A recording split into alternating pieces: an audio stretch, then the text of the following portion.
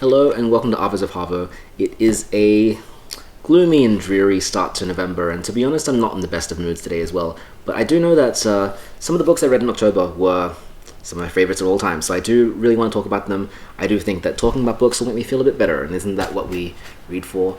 But thank you for joining. It's going to be hopefully a quick one. I spent a lot of time in October trying to get through Ulysses, and I'm still quite satisfied with how much I got through and how much I got out of it. I know that I didn't get that much out of it, but I was surprised at how readily I finished it. And so it started on Anna Karenina, and I just want to talk about these, and things are good. Okay, book number 1 is Dune Messiah. So this is finishing or continuing the series of Dune. I read the first book last year and quite enjoyed it, although I found it to be a very, very stressful experience. I just thought the world of Dune has so many characters with ulterior motives and deceptions. There's really no one you can trust, and the experience of reading it is always just wondering what new betrayal is about to happen. And Dune Messiah kind of continues that, so it's hard to talk about this without spoiling Dune because it is a direct sequel. Hopefully, because of the films, the story is a bit more clear, but we're still following Paul Atreides, and he is now he's the big man on Dune. He's a powerful figure. And whilst the original Dune was almost kind of like a prologue explaining how he became the person he is, Dune Messiah is the book where his reign is tested. And so we have a character from Dune returning as this kind of manufactured ghost thing. And Paul's loyalties are really tested by how he reacts to an old friend who's not really themselves anymore. And what I find about Dune is that the original novel made relationships and companionship to be something like the ultimate danger.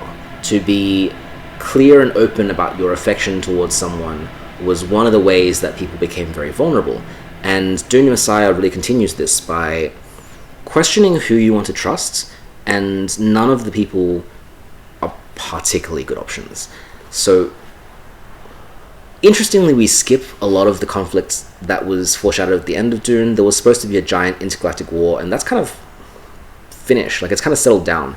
And instead we're following Paul as the ruler of the universe, effectively, as the emperor.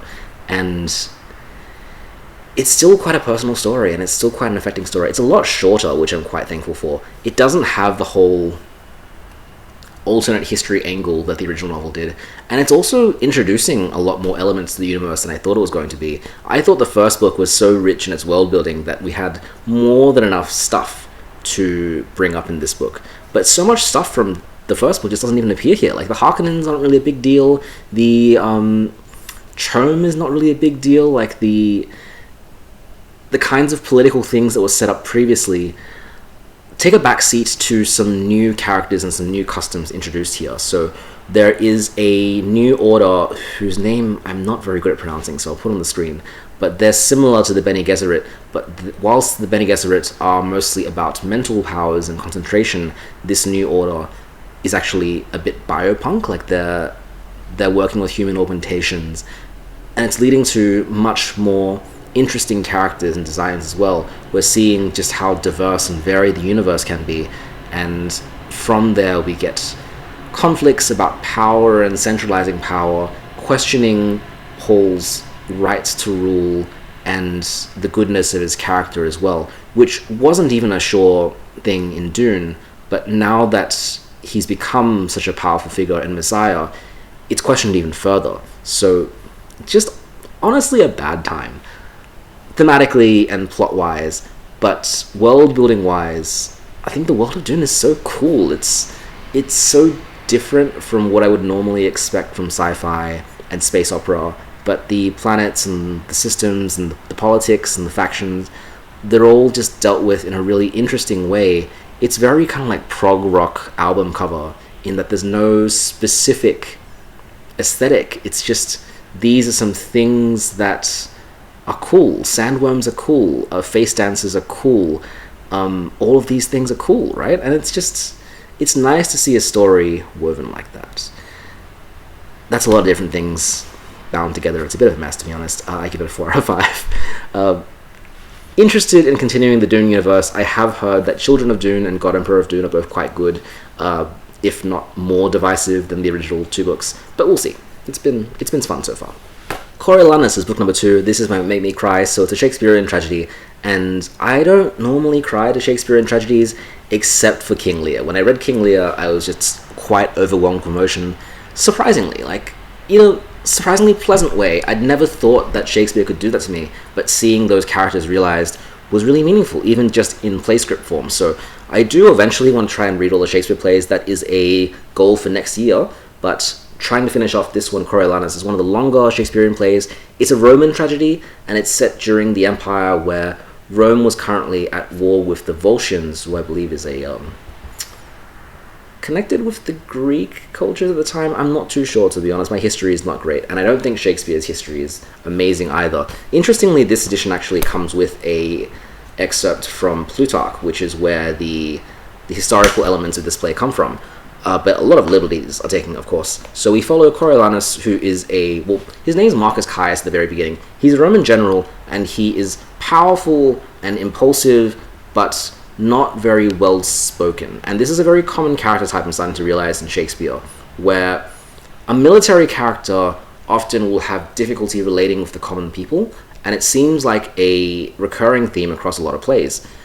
We have Coriolanus, who earns the title Coriolanus by taking over a Volscian village.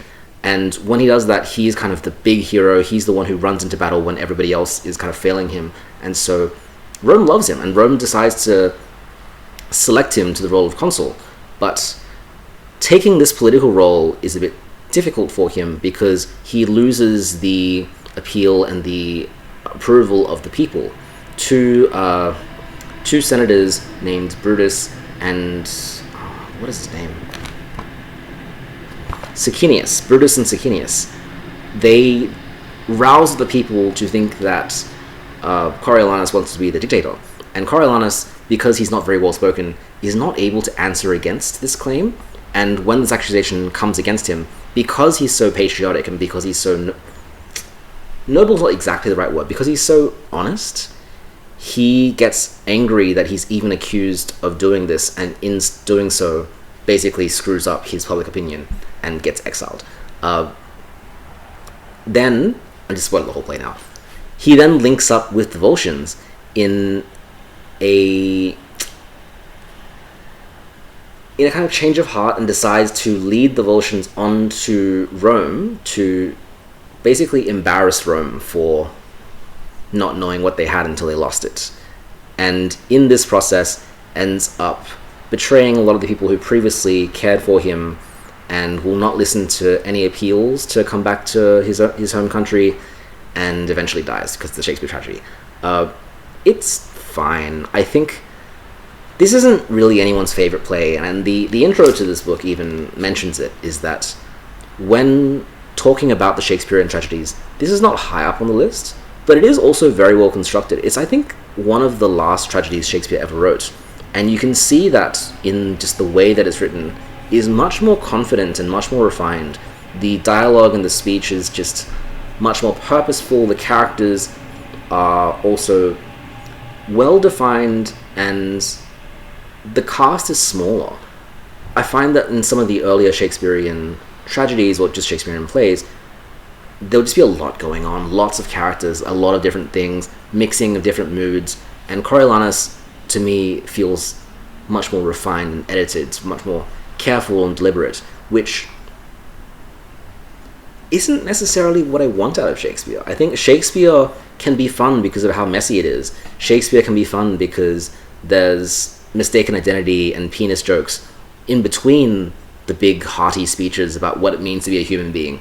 And so with Coriolanus, which is a play that is this serious and is this detached from our current context and also the Elizabethan context, because it's about Roman politics and it has factions rather than representative characters. Like Coriolanus represents a faction, the senators represent different factions, and it's hard to grasp public opinion as a main character in the play, right? It's tough. And I think for the people out there who want to read Shakespeare to be high and intellectual and say they understand the human condition because of Shakespeare. This is probably the play that they're going for. If not Hamlet, this play has all of those discussions about power and politics and public opinion. I think it's much more measured and thought out about those high and mighty themes. And there's not many distractions considering this play, as opposed to something like Macbeth with the Porter scene, or Othello with just the earlier Rodrigo scenes, or just a bunch of other silly nonsense that happens in Shakespeare plays, right? So if you're an intellectual, like if you want to just theorize about themes and stuff, then this play is pretty good. It is also remarkably queer. So there's a lot written about Shakespeare and queerness and the various elements across the plays, but in this play specifically, Coriolanus and the enemy Volscian general are described as being almost like soulmates, like very, very romantic and also quite sexual terms. It's just hard to ignore, and it's so fascinating the way that it's done here. I wonder if it's because it's linking to Roman history. I'll be honest, I didn't read the afterword, or whether it's just the play that Shakespeare decides to discuss these elements. But it is tremendously coded that there are multiple queer relationships in this play. And I mean, I don't know, people will have their differing opinions. I wonder. Yeah, I wonder. I think there's definitely essays to be written here. I don't write essays anymore, but someone out there will definitely write the essay. Probably have already written the essay. Oh, it's 3 out of 5. It's not my favorite Shakespeare play. I wouldn't read it unless any of the things I've said interest you and or you want to read all the Shakespeare plays. Book number 3, Gulliver's Travels. This is my Make Me Laugh. I actually laughed. This is genuinely quite funny and surprising. So it's old. It's like from the 1700s. It's a few years after... what's the word now? It's after Robinson Crusoe, which is seen in circles as some of the earliest fiction possible. And then we're getting this fantasy satire thing about a man named Gulliver sailing off into the distance and meeting a bunch of strange cultures that are just completely unbelievable. It's just kind of a delight, really. So this is a book in 4 sections. Each section, Gulliver gets shipwrecked on a different island, meets a different culture, and surprisingly, this book resists a lot of the colonialist attitudes of the time. So it's a satire against empire building and colonialism, because Gulliver is not a very good colonizer. Every time he goes to a new culture, they are far more advanced than the English or British Empire, and Gulliver tends to find himself in situations of subjugation where it's just trying to survive, and he's learning about the way that their societies are organized and remarking on the positive and negative qualities of it. So the first one is the most famous one, the one that everyone thinks about when they think about Gulliver's Travels, the one with the tiny people, called Lilliputs. So Gulliver wakes up on the shore and he's tied down by these tiny people, and he gets taken as basically a servant to be used by the ruler of Lilliput, to do the country's bidding, to do their scouting, to fight their battles, and Gulliver just kind of goes along with it to survive. And funnily enough, so Lilliput is known for this ongoing war and conflict between another region, also small people, where the conflict is literally based on the fact that one side wanted to crack their eggs from the bottom, and one king at one point outlawed cracking eggs from the bottom because they cracked the egg wrong one time and it cut his finger. And so in defiance, the other side basically martyred themselves and will die on this hill to crack their eggs on the bottom. It's just so ridiculous and so funny. And the way the conflict works out is just well paced as well. This first section is just a great ride. It's a great read. And the future sections start to lose me a little bit. To me, it gets a sense that the political attitudes of the later sections. So section 2 is about a race of giants. Section 3 is about a flying city that's a very transparent look at social class. So there's a city that flies and the undercity beneath it, and the city that flies is completely detached. They believe in science and technology and progress, but in very impractical ways, to the point that they can't solve any of their own problems. And if the beneath city rebels in any way, then the above city will just drop onto them and destroy it for no good reason. That's section 3. And section 4 is about a race of horses that subjugate people. So all of these different cultures are various satires of politics and political attitudes within Jonathan Swift's time. And if you want to read it with a guide, you can, and try to get a sense of what's being said. I was surprised at how relevant some of these satires are to today, because the mentions of colonialism and empire are kind of chillingly prescient, because satire, or at least this satire, didn't do anything. It's a book that recognizes all the dangers of colonialism and all the problems with centralized power and endless war and all the things that would eventually go on to happen in the 1800s and the 1900s. It's somewhat sad to read a book that knew and predicted these things, and also became a classic. This became really well read all across England and the English-speaking world, and yet the lessons it has to teach didn't stop the conflicts that ended up unfolding. It's a bit sad to me. But then again, it's also very funny. I think you can look at the satire if you want, you can study the satire if you want, but ultimately, the first section, and to a lesser extent the next 3 sections, are just fun reads. They're just fun reads of a fish out of water in a strange culture. It's a rollicking good time. It's a 4 out of 5. Book number 4, A Manual for Cleaning Them. This is my collection of short stories. I'd read various short stories on their own before this, but this month I thought I'd actually go through, read them all, mark them off. I did that horrible thing where even in the start I actually ticked off everything that I read just to make sure that I read them all. It's so good. It is, I would say this is my second favorite book of all time. It is just so incredibly written.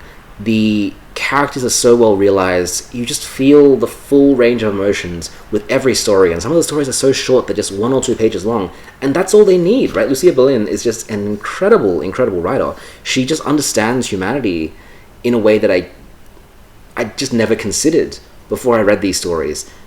I stumbled upon her as a recommendation when I first decided to start out as a writer, or like practice my short story writing. There were a number of books that were recommended for beginning authors to try and understand the short story medium. This was one. Birds of America by Laurie Moore was another. Stories of Isaac Singer and the stories of Isaac Babel and the stories of Grace Paley were recommended. But out of all of those that I've dabbled in a bit, Lucia Berlin was the one that stuck with me the most. She is just a phenomenal writer. The situations that she writes are fully varied. There's some really hopeful ones, really sad ones, really ordinary everyday ones, but regardless of the situation, she just gets people so well. You can just read a paragraph and feel like you've understood the entirety of a person from the beginning to their adulthood, just every little thing that makes them who they are. And she draws a lot from her own experience as well. A lot of the stories here are auto-fictive. They've been published all across time, but all across a few decades, but they tend to feature the same characters or recurring characters, to the point that if you read this book in its entirety, you feel really connected to, I want to say the real Lucia, but you don't know if it is or not, because even in the foreword it mentions that a lot of these are inventions, but it feels just very real. It feels this very consistent person whose struggles with alcohol and then relationships with her family members, harsh upbringing, like all of these things become familiar to you. It's like an old friend. And it's only 400 pages, but I feel like I know this person so well, and I know their family so well, in a way that I know better than I know some of my friends, right? I just think it's just so well expressed. And then the pacing of the prose is incredible as well. Sometimes you'll read a paragraph and go, this is the most amazingly constructed paragraph I've ever seen. And as a teacher, I've used these stories in my classes, and I've gone through and atomized them with classes and just gone, look at every single word. Why is this the word chosen? Why is this word where it is? And there's a reasonable answer every single time. There is always a reason for why this is the best way to be done. But then you just don't notice it when you read for fun. And it's still amazing. It works on so many levels. It works on study, it works on reading for leisure, it works on reading for analysis. It's just, I can't go beyond it than saying it's just one of the best things I've ever read. It's just a book that makes me wonder about the possibilities of writing, that it can capture a person so well. It makes me disappointed that not more books are like this. It obviously a 5 out of 5. I want to buy 100 copies of this and give it to everyone I see. I think it's just absolutely so incredible. It gives you so much empathy for people of all different walks of life and backgrounds. It makes you see the value of a person serving you or a person who's taking care of you.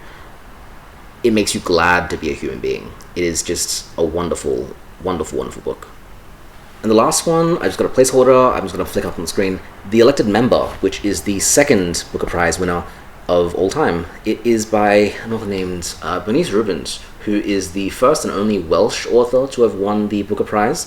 And I don't know a lot about Welsh fiction. I've read two. I've read Bruce Chatwin's On the Black Hill, and I've read Under Milkwood by Dylan Thomas. And in both cases, I thought they didn't really get Welsh culture very much. I think with fiction, I've read a lot of English fiction, I've read a lot of Irish fiction. Wales and Scotland I don't understand that well. And I don't know if I'm qualified to say if there's anything particularly Welsh about this novel. It is about a Jewish family where the son has become addicted to amphetamines and starts to hallucinate silverfish all through his room.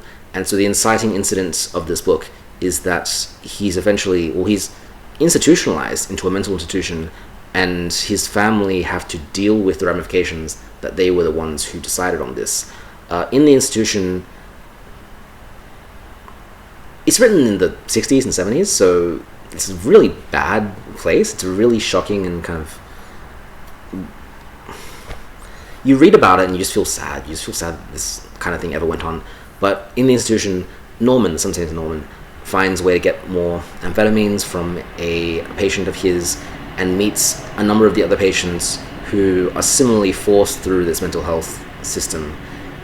And the family, on the other hand, are trying to do right by Norman in that they want to get him out of treatment, but they also want him off drugs. And so how they go about doing that is limited because they've all got their own foibles and hang-ups as well. Norman's father is just not very good at expressing himself and sometimes will just make problems worse. And Norman's sister, who also means really well, can sometimes enable his habits because she doesn't know what to do either. It's this really difficult situation which is just played out the way that it is. And it's a hard read, but it's also got moments of humor and got moments of levity. It is just... To be honest, when I finished, I thought this is just a very normal novel. This, to me, feels like a very straightforward narrative. It's exploring elements of society that people would be interested in. It's important and worthwhile because the experiences of people undergoing the mental health system in that period of time really should be talked about, and their suffering and struggle is a worthwhile thing to remember so that we don't make the mistakes of the past. I was unsure about how accurate the representations of amphetamines were. I don't know a lot about historical drug use and anything like that, but to me, the amphetamine seemed more like just a narrative device to have our character get institutionalized. It didn't seem like it was saying anything specific about this specific drug. It was just what the protagonist happened to be hooked on at the time. I think in the future, so going into the 80s and 90s and 2000s and the war on drugs, the attitude towards addictive substances would have changed and the way they're written about is very different. So it's a bit quaint to see how Bernice Reubens does it in The Elected Member. The overall theme and motif is the idea that Norman becomes the elected member, the person elected to undergo the suffering for the mistakes and shortcomings the whole family has had. And what that means for each of the family members and the characters is what you get. It's alright. It's okay. I don't think I would have read it if it wasn't a Booker winner, and I don't know what the other contenders for that year were like, but it doesn't fill me. Okay, sounds so mean. It's a good book, but if it came out this year, I don't know if I would say it's the best of this year. That's how I'm feeling about it right now.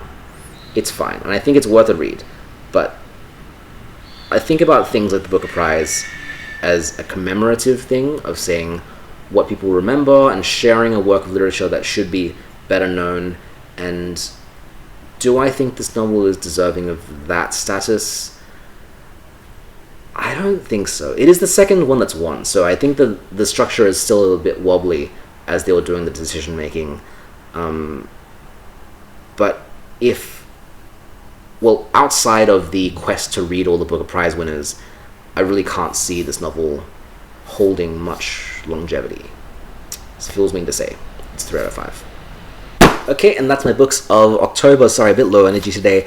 This is good, though. This is a good set of books, and I'm really, really glad I got to talk about A Manual for Cleaning Women. I could spend another hour on this book. It's just so wonderfully excellent, and a good explanation for why I like reading and why I continue to do it is that I may find more things like this, right? I may be just enchanted by works in the future, and I am looking forward to it every single time I read. So this has been the Books of October. Thank you for joining.